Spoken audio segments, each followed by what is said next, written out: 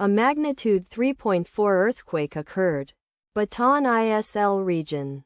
Philippines. 21 kilometers east of Bosco, Philippines, or 303 kilometers se of Kaohsiung, Taiwan. On Sunday, the 1st of June 2025, at 6 hours 48 minutes and 6 seconds local time, the quake had a depth of 13 kilometers and was not felt, or at least not reported so. Data source from EMSC. Did you feel it? Let us pray. May the earthquake that occurred not affect our brothers and sisters there. May the earthquake not happen again. And may God protect everyone. Amen.